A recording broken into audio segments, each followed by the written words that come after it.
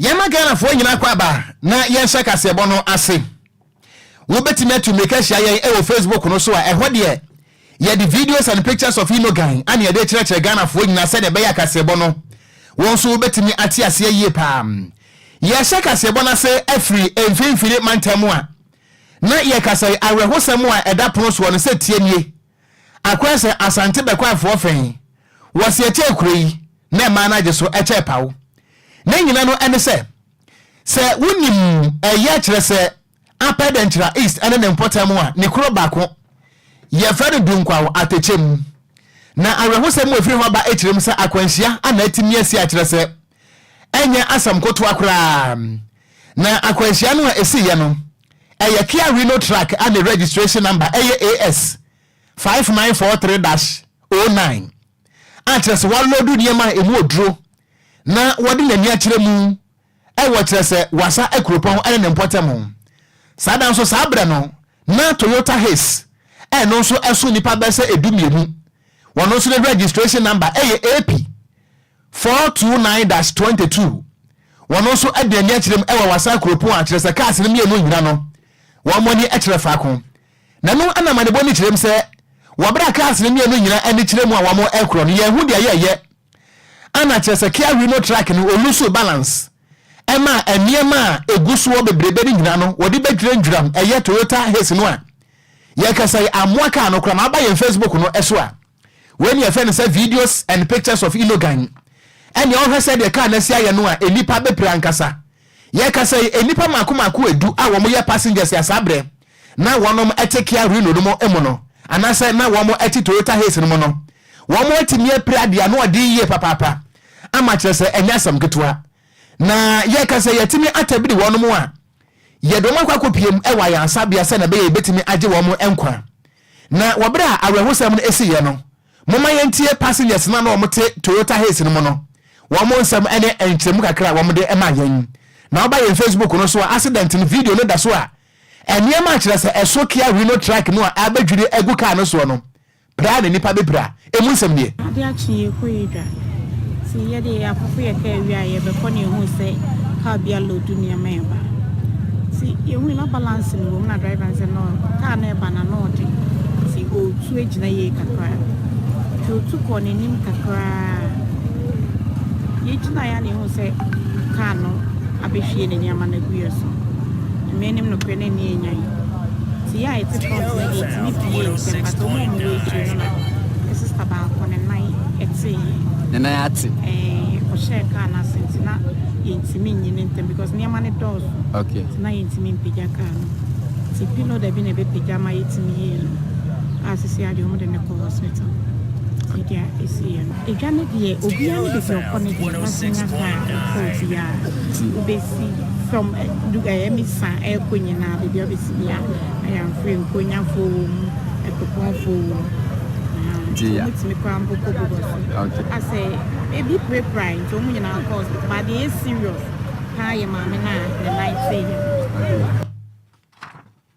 Enti ebusuanfoni ayeti yeyi eye wo mo ana wo moti Toyota Hiace no mo aye kasai akwanhia no esi ye no ba kwa wonya ne 3D mu a wotimenya no ne nsamtwerefo kasa ye no ana wo kirekire mu ade akire ye no na wo ba ye Facebook no so a won kasa do ni hwe bia wo betimi ate ase die ntie nipa edu wo motimi apra no emu nsam eno no na eno chi ana driver ni asabre na wono ana wo twi Toyota Hiace no wono so age ebre no wo kire mu se wo bra wo munyanam kwan so a wo mo aircron do hu ya ne se eye Kia Reno no ni mate asi form abeka kire wono Toyota Hiace driver ne se ne master so won kan kire ne se won pake efre se wo lose control enti sade ade ebesi emu ana kire so di bedwire mu aye kasa yi enipa du maame ba ko de kire mu ane nan no atise wey emunsem enie driver no so nani mu asem nie anope de e wa na ye lodu na car no begina ha nti obegina na ne mate ni si beka kire se car no balance wo mti entu car no nkoya ni na mko tu car no ko manim so ba bese nti o tu car no no so dimachi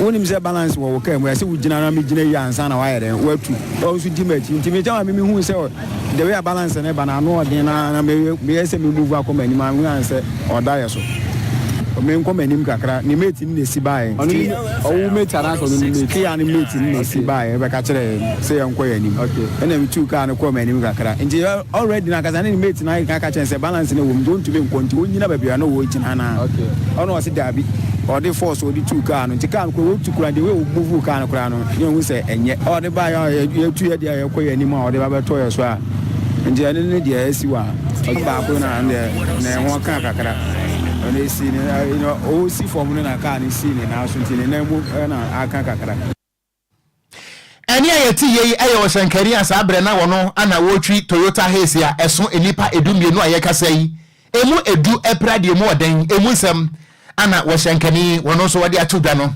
yento akase bo no so nyemo nwura mu e wonsam foforo mu a ene awia yenka bi hyemu ane ete se wo mai Ghana yemra hye bedwafie ene ejade mu akyerese anya asam ketwa na mu a munyim parliament yie pa no edan kese no a esi parliament dan na chi ho no a ye fa ne job 600 no eno ana ye kasa eja atimi atomu a abrosan no ewa na floor no de to so edumienu 12 ana eja no etomu a wo mu kirem se ba bia eja no ehya ase no ene records books ana fenso document ahodo de na nyina no atimi ahye papa pa kirese anya asam ketwa na wabra wo ye ne no ehya ase na buso ba ye Facebook no eso a ene job 600 ene video no eda so a wodum da dwumakuo no ene wo mo tempente kwa pa ansana wo mo etimi adum da no a we no nyina no esiye ewo ene yemra hye bedwafie na wo mo kirem se wo ba eja ne to mu no emra hye bedwafo no ayamhyehyie nti wo mo gyae dwumadi a wo mo die se emra hye bedwafo no ema wo mo nyina bebo dompem ewo ni mo ho no mo a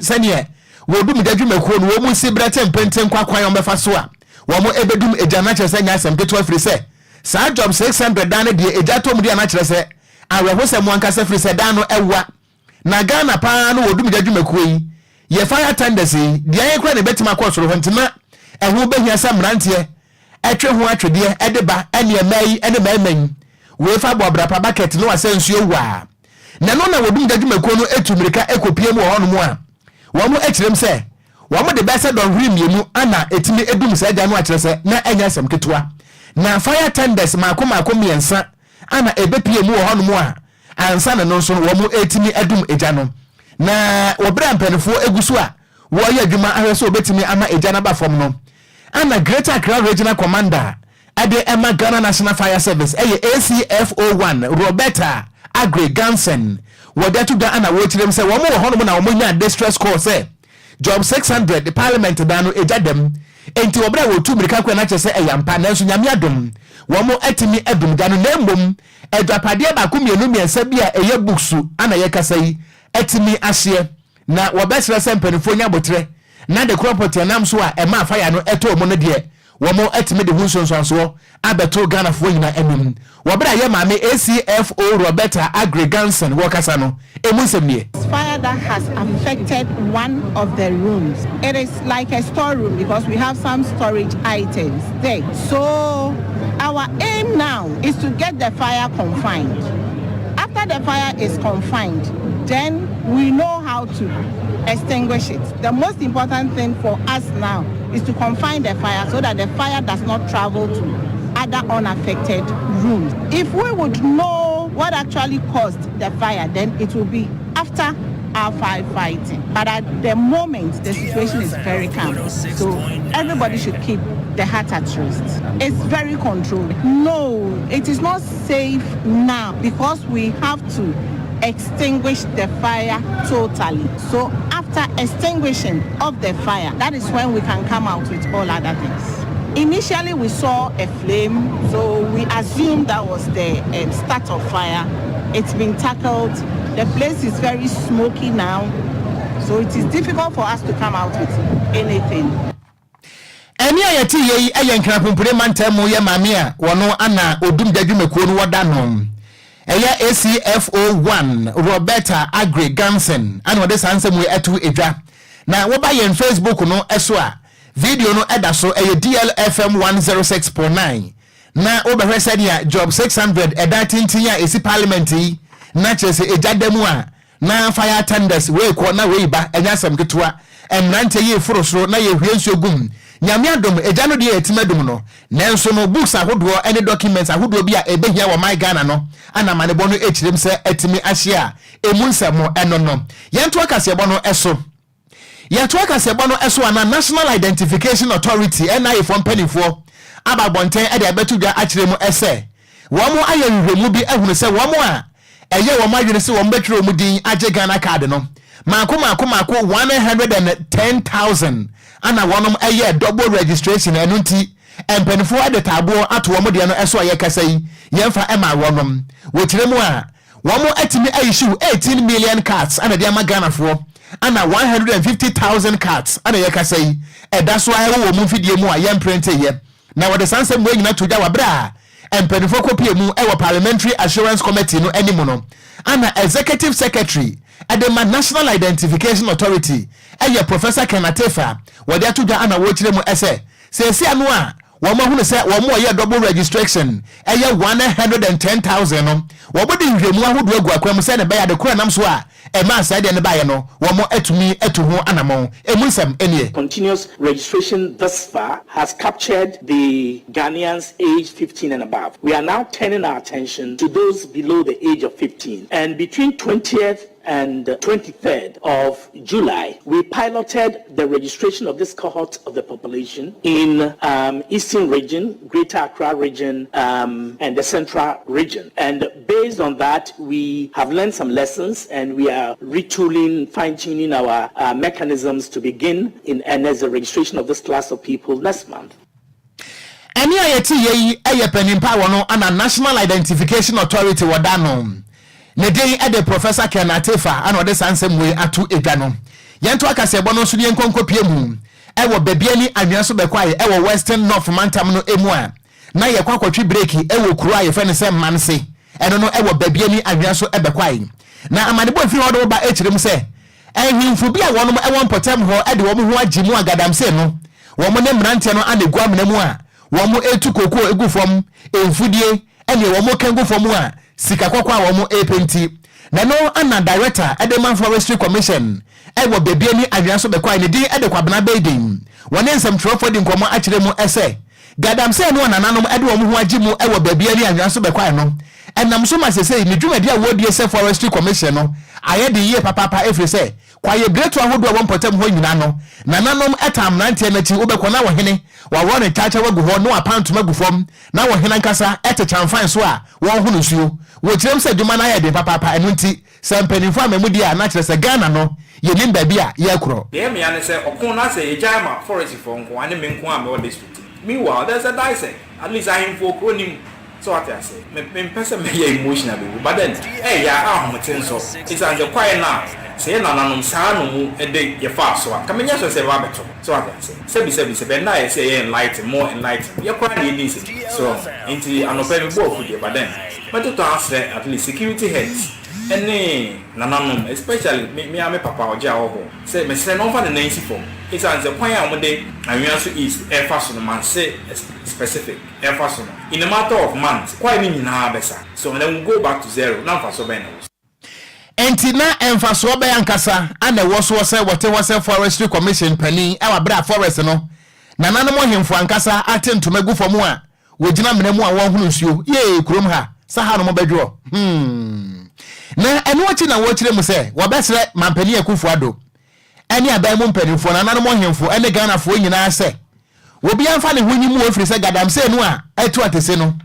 se Ghana fo mpanimfo amoa na se entu ase de a enchirima ba wo mbebo o man sobuo papa efiri se o man yensu anyina no etimi asai wo pene no wo de tato sei it is laughable so we think crime so be reclamation o me kwai abo me am that forest no as a mini cracker bia so we are just joking it is not possible so we don't think in crime executive director Enquiries regional manager Enquiries no be she kwai mzo reclamation it is not true indeed I know e call no more washing plants or how mining no more I'm telling you obi anya reclamation bia o man say I also is forest is there mining no more washing plants more excavators by 5 in the name of reclamation mining na omo de krata bia be kire obi amfa toilet program ha say me pani bia ma obi atu me krata be some reclamation or no. So it's unfortunate. It's in the heat of the moment. No, Akwabi Shawani, a friend Ebenezer. So you should do it at Takuma. Say, Wajekrata. On Fakata, so not to produce any of it. You see, it's high time now. Say him for Musha Sapo. They should act. So I mean, him say, MiPROMO Sacred Grove be honor. Say, Nananum Koko Gunsa can't tambu assassin. You cannot go there if even stakeholders have feeling. Nananum assassin with their den on your vow. Any ayeti ye eye wopanya din ede kwabena Baden wono ana forestry commission nefa ewo babia ni anwea so bekwa amansiri mu wo my Ghana etifedu atoye mantem western north region no wono ana wada no de sansem we nyina no atu edwa yento akase ebo no so ana ye free ayeye babia ni anwea so bekwa ye nkonkopie mu ewa asante mantem mu a ne eda so agina mu ewo galamse nsensem no ho na enawia ana de so mo se asante mawura krobia rofra asante kotoko hene wotumfo se tutu abebie a wati krewure na brewure eye ne naso entiaso de atudwa akirem se wada so atiase se asante mawura no wonti mentena se ema se bieburu dredu mfrani mesikotia na wonje bode betem ne nyina no ene se jase hene a wono wowo sabronum na nanom atrankonya ewo kumase sadan so anachia mehene ene baamu hene a wonom ewo sa atrankonya ho ne nyina no amanebo aba betudwa akirem se sa ehimfo miensa sa gadam se ana wo mutuo enunti asanteman ebuafu ama wotumfo ebuafu se gadam se yenya tuo no sa na jase hene achiame hene ene ba mu hene a wonom ewo sabro no mu nananom atrankonya no dwuma wo mudia no na no ana ene asantemawura ade atu ga kirem se wotena se ema gadam se ese na sa se ama kire se wonye wo hene papa enunti ena ye kasai wawro ehimfo no mienu nyina anase ehimfo no miensa no wawro wo mu nyina mpaboa aka kire wo mu se wo mu nya ehimfo biem na wo mu kɔ no so no wo mu kodi mfe ni masam na se ye che wo mu a said ye obama policefo amemra ene wo madie no anya asam getua na wobra wopemso ne nsam trofo kasa no mom yentie abufuo ani akokoodua na mo ene wopemso tu ye a wo ka se sa ehimfo na miensa ye ngro wo mpaboa gadam se nti yetu wo ade so mom yentie wopemso enye nna ne ye beka akyerɛ mi o enye nda mi hunu ya akyɛ samo ya akyɛ ba chronicle mu ba emrebi na me ka sɛ yen kɔ hwɛ de yetu wo mfamrem National Investigation Bureau for na me ka sɛ yen kɔ yen mfamrem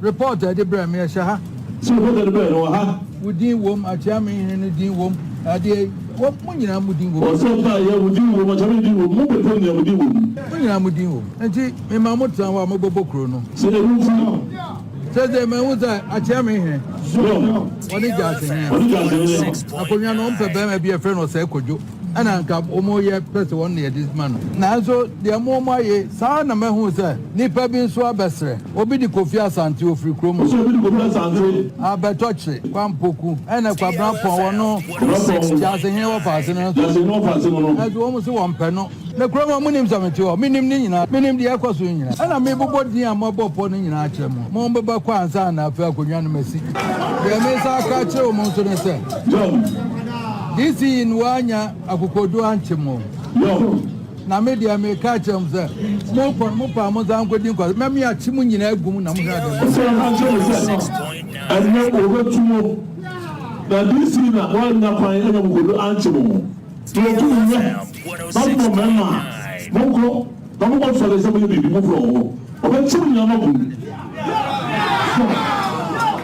Chimuna. So what you me ka chem na I'm so no catch me said to be beautiful mo galam sa mo ye nyina mo nko season nyina nem to me no free mo nsati sabro nim nim on mama bodo na mama nkrofo abanum su obatan wo kan na abayar sika wo penti akomo yen ko mo aka nyina ene o mo fi akonwa nto ne enko yo mo ro empa bo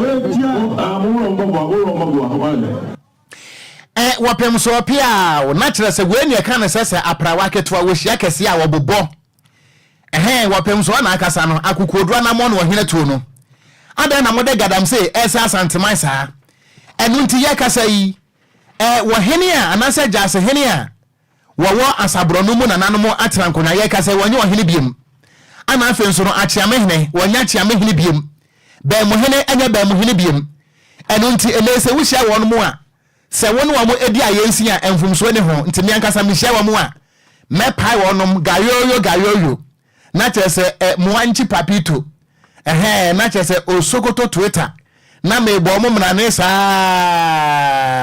so hu na che se kele nkebe na ehimfu age so wo bosomo a wo wi konkomu nam monya ehimfu biom mo pegalam se dodo ewurade enti wo pem so ana akasa no yento akasa ba no so de yanku anim ye body awuram e Jubilee House wa na mampani Akufo-Addo ene na aban wo mo ayade papa atre se nya asam ketwa ne nyina no ene se ekwan ya efiri Ashalebotwe School Junction ekwakopiem ewo kwa menkroma motorway no ye kasa yi aban no watimi awie amache se mampani Akufo-Addo wone ne mpanifo akwakogina so ede apaso ekafe ewei ya komishe kwan no ye kasa yi ya bie de atum se ashankafo ebetimi ede dwuma ewo sa akwan no so na nyame anim nie ekwan no de wupie mu a efe papa kire se enya asam ketwa enan ekwa ha na enan ba ha ekwan na efe pa na mampani Akufo-Addo wobra wakasa no ana wo kirem se ne bota ya pa ne se Ghana akwan ebetimi akoyie ama ashankafo nso akobedie etimi akonkan na no ebetimi aboa papa ama Ghana yempunto no so etimi akwanimu na ekwan ya efiri eye Ashalebotwe School Junction etwamwa kofa chese eni agire Ghana mpotem ho baabi na namwa kofa Boteman Sports Complex animu ho na akwakopiem ewa kwa menkroma motorway no eye 5.8 km road na no ana mampani Akufo-Addo echirem se nani so de hu ne se Ghana kwan nyina no ebeye kama wobra wo commission ye na wo bie tu mu na wode nsam etudwa no mo bie ntem nsam kakra. The robust infrastructure is the foundation upon which sustainable development is built. Roads, as we all recognize, are the arteries through which the lifeblood of our economy flows. Today, as we unveil this essential road, we are reminded that our words were not mere rhetoric, but a call to action. An action that is materialized before us. Ladies and gentlemen, this project is a tangible demonstration of my government's vision for a modern, interconnected, and prosperous Ghana. Spanning some 6 kilometers, this road links the well-known school junction through Boteman, connecting to the Olympic-sized stadium constructed for the 13th All-African Games, and finally, to the motorway. Eti ye Ghana Mampani Commander-in-Chief of the Ghana Armed Forces Mampani Akufo-Addo enne chese ensemu a emu ode ekwan no so de efe pa wachina obi ankofa so bi ekwan na efe pa chese enya asam ke 12 School Junction na wonamu a utwamu a zoom line of okwan no a oh jai se de opekwan ya efe okurum hanom a eka ho Mampani Akufo-Addo ya ade papa na enu achi no ana yewura asanso boache wosoafo a wohwe akwanye ene akwantempo so ade tu Ghana wo kirem se wei etere se Mampani Akufo-Addo ne naban wonom aye krado pa se Ghana kwan wo mbetwa ne se purum. I am happy to join you all as we gather to commission the School Junction Motorway Road project. This project is indeed a confirmation of the commitment of the Akufo-Addo Bawumia administration to improving accessibility, reducing travel times, and fostering economic growth. This newly constructed road, spanning 5.8 kilometers, is an important link for the community itself, providing vital access to key destinations and facilitating smoother movement of people and goods. Eni ayeti yeyi eye bantema asenso boache wono ana woye wosoafo ohwe akwanye ene akwantempo eso Minister for Roads and Highways ana ode sanse mu etu dwana ne kura mu no ana enkrapumpure manta musoafo honorable Daniel Nhyiraba Titus Glover wono so ede nsam etu dwana wo tirem se ekwan no a aban no etimi aye na ewa bia no sa hyenkafo mfa so no ebetimi aboa amakobadie edwadie etimi akonka ne titiriu ene wo mo a ewo empotem ho honorable Daniel Nhyiraba Titus Glover ono so listen here. Undoubtedly, today's ceremony is yet another indication that we in the Greater Accra region have had a good share of the roads projects being constructed by your government. Your Excellency, you all agree with me that the construction of the Boteman Sports Complex and 10 roads has placed Boteman as one of the preferred areas for residential settlement in the region. And understanding that the 5-kilometer road project is expected to improve the road connectivity and access to Boteman Sports Complex a state-of-the-art sports facilities, which was used for the just ended 13th All-African Games. Any ayati ye ayankrapum premantam so for Honorable Daniel ni Kwatei Titus Glover. Ana wade sansem we atu edwanom. Yento nwumre no si akase ebo no so ye different krapum premantam asansa akrokoti akwa DL Ohanisia echiripo enkrom. For adwempo ene wadwenkyere no ehia me e wo Facebook no so.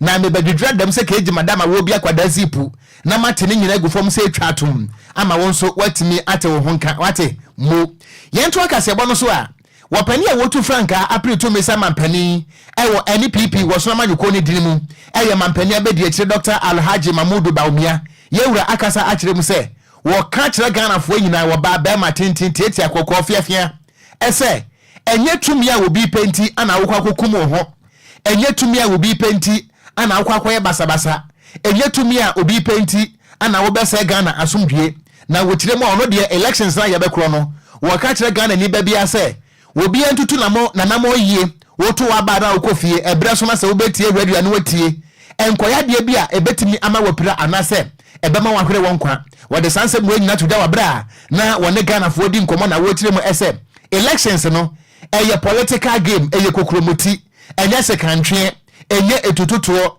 enye piawo na nya sotrobo enu ntine woka akire mu a election we no obi nko sacrifice ne nkwa emfama politician because of obi tumia wo penti Dr. Alhaji Mamudu Baumia wakasani munsebnie. Let me take advantage of your presence here to state my firm commitment to free, fair and peaceful elections in December. Quest for political power should not be an end in itself. It should be mounted on the desire to transform lives and make Ghana, our motherland, a better place for us all. However, it is becoming increasingly worrying that some people have gained the notoriety churning out incendiary language, threatening fire and brimstone if the good people of Ghana give the mandate to rule to a group other than theirs. Whilst nobody profits from violence and chaos, it bears repeating that not a single drop of Ghanaian blood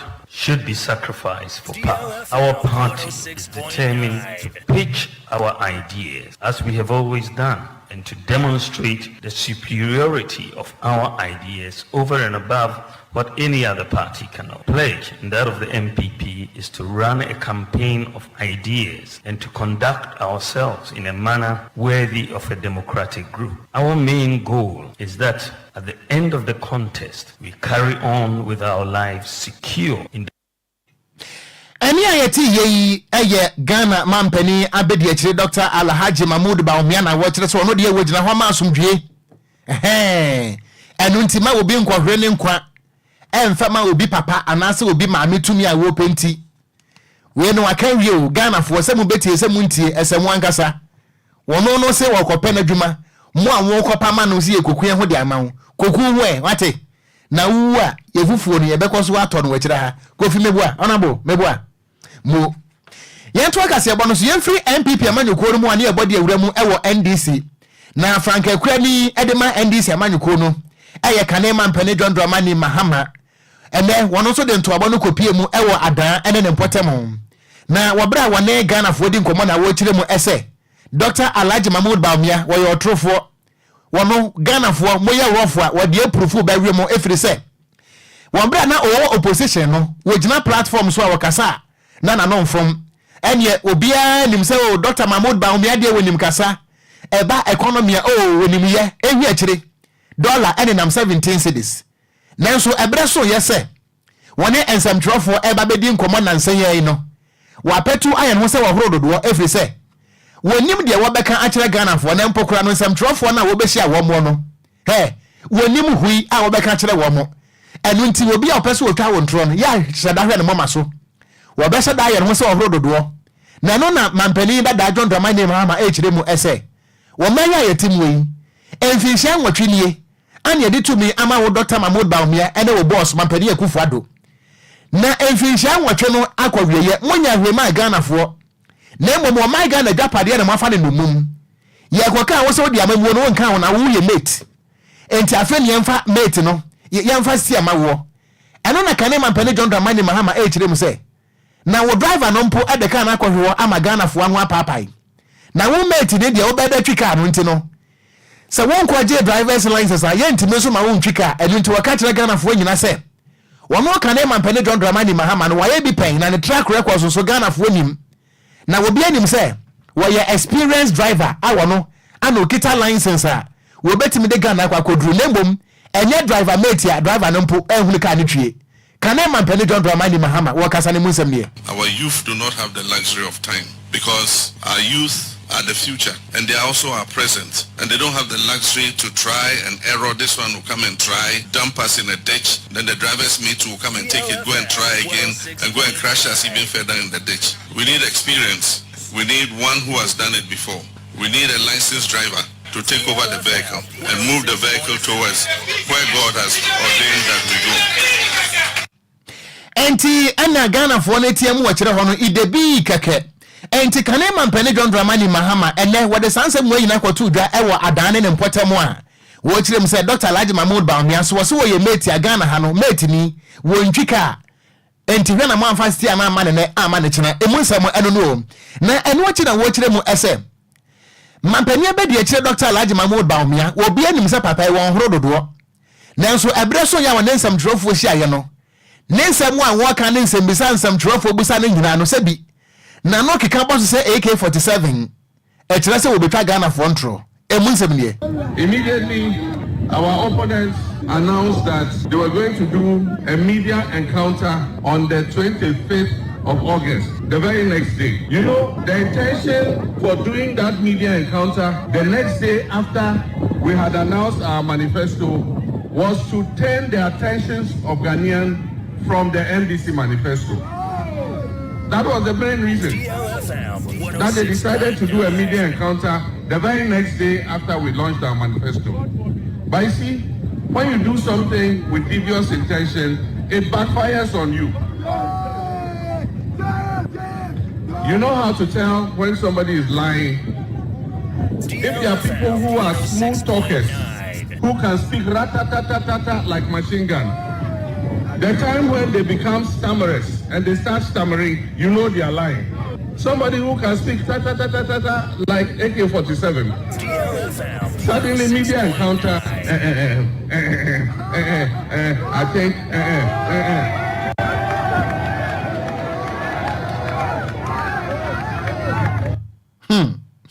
Hey, ebusia, eni afi, ebayiri o. Ebayire pa, every say. Se ho ne femfem ehia wo mpoano a empanisi mliketufu asa. Ana se aharatan so mienu ekabom se wam. Edane pepenti enedie janya sam gutuwa we tuba na we tuba. Enti kane mampani John Dramani Mahama ana watene nka no. Yento aka se bo no eso. Ye kopiebu ewo yewura Alan Kwadwo kire maten ni movement for change. Wono nso ni kuo no emu a wapani ba kwa wodi mu ntintiman eye akwasi adai wodike. Akwasi adai wodike ade atodwa kire mse wo man ba be edrei. Ye hia party manifesto nembom ye hia national plan.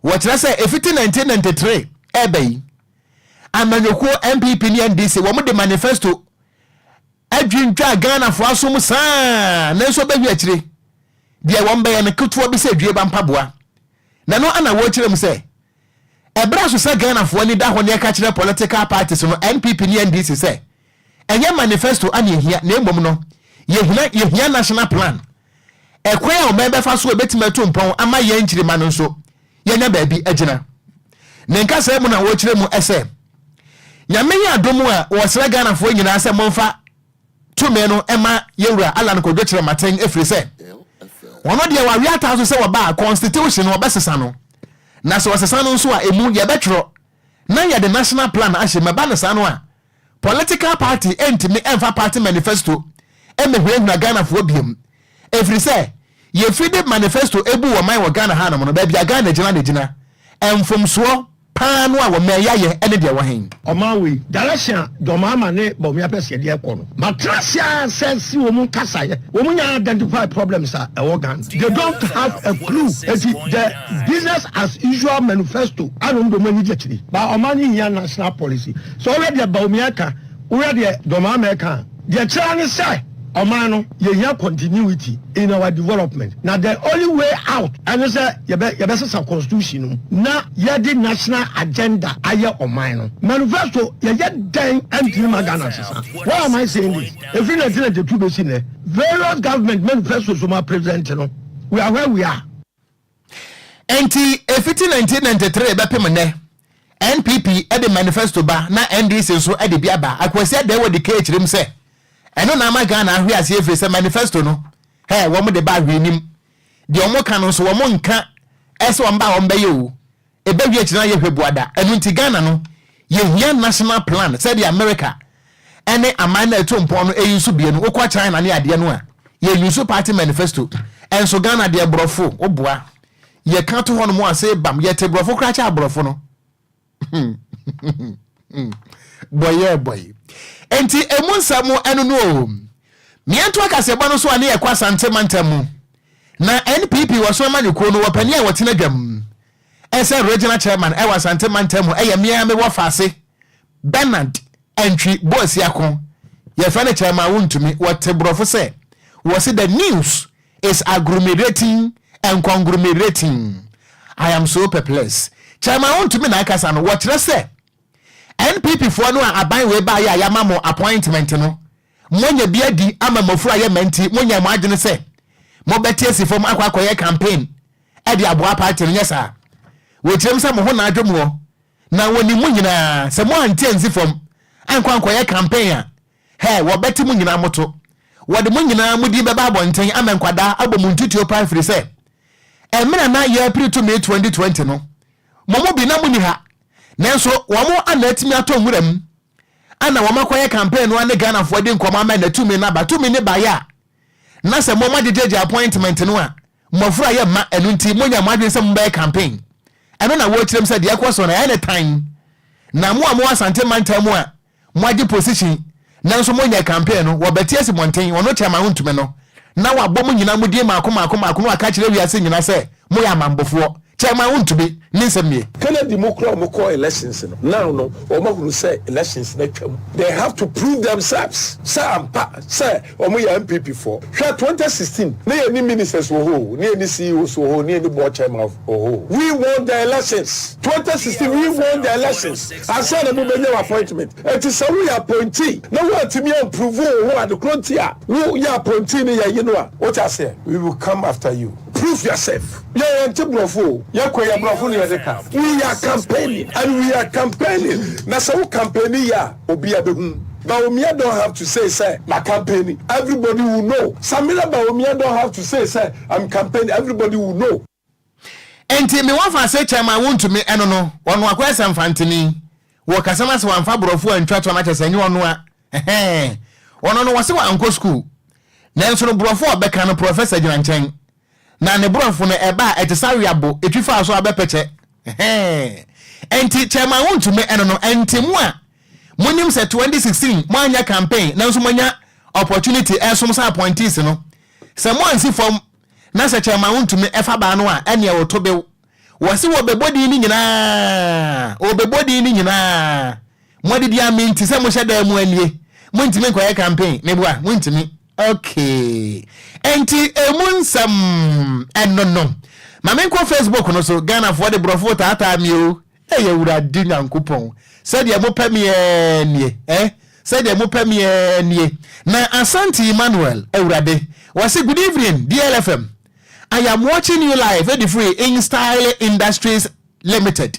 Greetings to you Gangster Katia Wutenkura you are too much no fase medase wonso ye too much ana odoi edifree tema and was say when you vote for Mahama you have sent Ghana backwards for 50 years brofo ana Kofi Parliament was say unity is strength let's move forward I am listening to you live loud and clear ewa aguna bubikuma in the central region ana Derek Ayete was say I am watching you live edifree in Krakan in the eastern region was say good evening wofa medase papa anyone here na Josephine Nana Ajima Pambo eya no mo ya baifu won say good evening gangster cat ya wutenkura mo ekura kronkron pa ya fa so ekura kronkron won say I am watching you live won say I love the pictures and the videos of Inogain mo ana chesa wasere atofom and was a smooth voice voice in the Pentecost for achimesa amsemenko omfesika me fame he me dem say me toni mu aso de ba me diska o because honorable sabra ni yesu ya do re mi fa so lati do no he en na ma say ha wo yofo agema boss no it my brother Kofi Oduro was mo jade kase bo no e official wale. It's official. DLFM 106.9. Na mamenko kumase Pedro wa Medina Cruz. And was in news no loud and clear. E wo kumase town so Kesben Junction. Indianapolis ya da se papa. Piaga wo di fi achemo asafo. And was Dr. Baumia is giving Mahama pressure. Adwonko. Na ha na bo pressure no kra. E ha nwumo. Na baba Mahama edi fi oboase. And was say Dr. Baumia has a good vision for youth and the country. Brofo. And Vida Akatara. Uradi. Was say Baumia, Doctor, ya for Doctor Soso wate. For Doctor Soso Msrewa.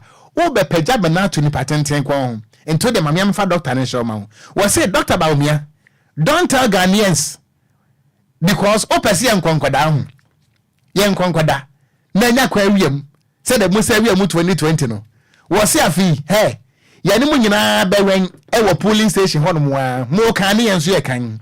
Enu nti he ye begina ho. We bi enkontokwa. Nanso ye be fi ye ni ahwemu a nye sade a mo ne be fi ekon ho. Ana ono so wode abayi. Na hey, me ka asasa ho. Say bi da so atem. E mi nso bi ni di yo. Na Michael Kwaku Juicy. Honorable. Be ma wodi Juicy aso ndi ne so. Yee, no fasifu yi. Ewradia. Ana wadi emojis naba. Ana wasere sana say it's about time we wake up and to elect our own president. And I say president ya ni eto na obi na yi ni mai. Si ya ni ya dio. Ana Kwaku. Kwaku Juicy. Boy. Nana Akua Mwaboaten wo di free Ablekuma Central. And say breaking the 8 no dear beba so pa ayo ya da say ana DC Queen Abigail and was good evening daddy urade wo kana de sana na mewukura Kwadwo Kofi on say charismatic churches no 1,000 for us of one on say church members ni from daddy enti man nya ka daddy pe na chese awoyo honhom naba urade praise him enti apoda isanyo and was good evening welcome please I am watching you live from Sege Ada and listening to you live at the same time radio any chia Ada Sege for yana wako ni mwakochia azizenya any kewunofo ama me wate mo medase anna chese Nana adwere pa hene wodi asempa abrante be kromfo was a nice top na chese matade no mewuro se ho pe boyi be wia mewuraze azaya mama ye gina we so adan ho abaye ba ye de sofa aneto amso ebusuan sofa no enie ye wura asante mewura wopemso otumfo se tutu abebio ehemfo miensa ene wawura wo mpaboa aka kire wo mo se na asase so wutu galamse wabepamo jese wanchewo hwe akukuodro na mo a wohene atuwe menye sure se wapemso enim wohene bia wutu galamse a wobehwe ne din sese ene woka no ho watu miensa yemisa se ususu se die nti ana yatete se nipa ne bi wa abamu etu galamse na mampani ntimi mfa na nsi fom hwa akukuodro na mo a wapemso atuwe ede na Ghana yensua Emfa Enfremu, me ba se si awate. DL News.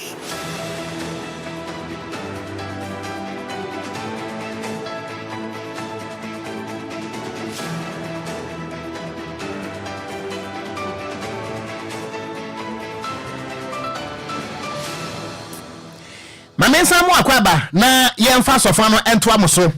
Number no eye 0534 0534 050199 ɛna 0593 40 65 65 abusua wapem so ɛyɛ bold decision wa akokoduro ana wɔse mo hemfo na mo yɛ galamsey no sɛ DCE ana anya akokoduro entumu a ana wanche mu a media mechie mu no metumu ade so ususu sɛ akokoduro ne ehia ana yɛtimetu galamsey yase ana sɛ die ntia na wo man your problem ene de. Good evening. What am I doing? Me wa fast ma jo na wa pomo mi kurekure mu se wo ma fo don na nso obo ade adom mi tu nka che bodi kire me aja kisi aje nkutoku adwoa kotobre wodi awo se de mo pam ya nie ataka one mo awurade meraze meraze mi ye wulo mo ya fa wulo mo no so so mi ye wulo mo so da bi mi ye wulo mo da ana ko champa boa da bi me dia ma me kwa se me champa boa me nkwa me ni asa me nkwa me ni wulo mo me polish shoe ele se me shen wunye wo dia mo no fazi tese wo begu mentwe wasa ofisa beboa no wa ntimi anyina so 0534050199 0593 40 65 65. Good evening. Good evening, Papa. Na dia ma moto aso se Roma fo a mokosi efunu. Aba, me wo fa se be ni. Wo fa se champoma. Champoma. Ai, me free dodo wa. Sa wona modi amanwuni ja me no. Ofa. Dia bayi. Ofa bi baba nya abotram bi baba. Yo, dia mo isa mebo. Ma mi ntie me wo fa se champoma. DLFM 106.9. Kuko na otunfo anya ne de ye fine papa. Na mi ni se amanta ni fo no ana se president obenya ta akukuduro no. Tansan ni fo na wa aban ni mo no enu a bi no mo de bo wo mo ye campaign. Wo mo se sana bi etu o mo nya akukuduro enka wo mo nkrofo na nim. Etu otunfo onya akukuduro no bi obeye se bia wonyi ni na asem poboa ye mani piao ya ofa bye meda se me ofa se good evening ofa die na be ma be frɛ mu yi odi de san frɛ me de ko fori mi ka se fi achimota ma mi nti mfi achimota kwagu ofa nya mi hia wanumre meda se nya mi se otunfo na me ko kunkwa de ya mi se otunfo ya ate ofa na nancy from pa my na politicians na omu galamsey mu ni nyina omu to na na omu say yensu dodo ofa mi ekuani na ya koso yin class me pa ofa african yes na open so ofa na nancy from na me na no yes that's it menso medase papa good evening evening ofa apoma me ho ye na unso me fresh come to DJ Ayoba. DJ Ayoba. Okay. If I show me Srawa na kato tu for say Ayofunu ya ze bi omo kokko. Yes, ya 7 man free na afra ka ho. Ata we ma wo ko mu na o se ti omo so ka ho. Sa we are say ma tu for je mu kra of omo kokko street. Medase papa good evening. Good evening papa. Me won fa se be nie. Papa jeli no sala from tonight. Papa me ni nkomo. Papa ni tia woni o tie fo ina. Papa o tu fo nya ko po ni sia o tu fo ati si papa. Ka tie papa. Sa o ta wo ta. DLFM 106.9.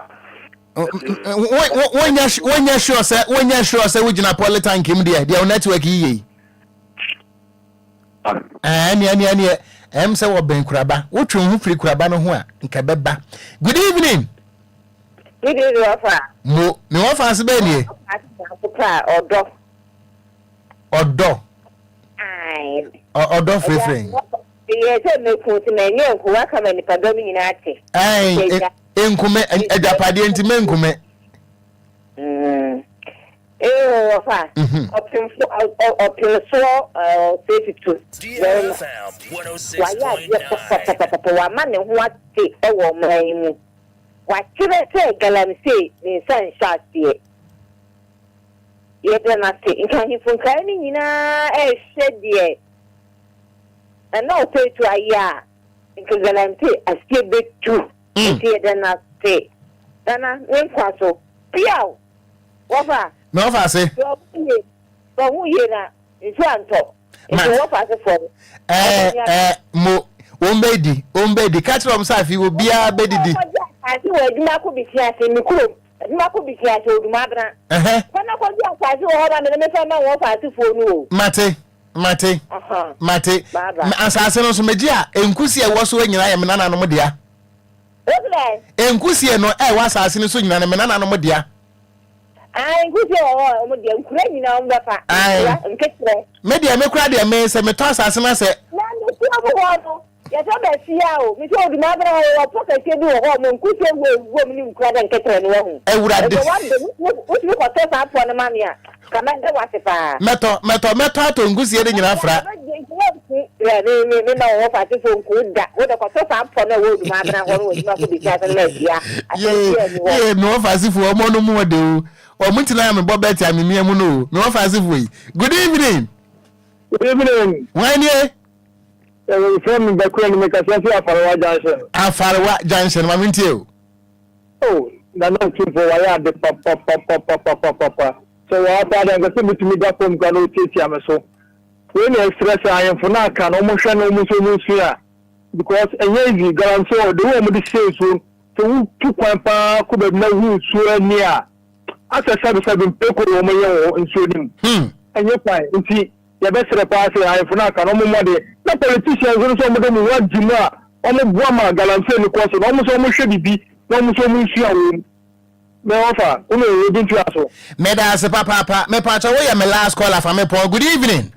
Good evening, who long offer? Hey, manya, offer na tete. Offer na yo de bawo. Boom. No kashidi. When you feel no cry, when you feel no for jawo kura.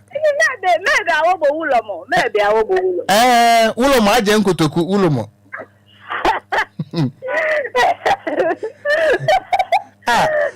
Mini sanele. Da bene fa ulomo mi. Hey, mi ntitwi mi ankankra mpesa. Opa ne me da wo bo ulomo. Last year to mene.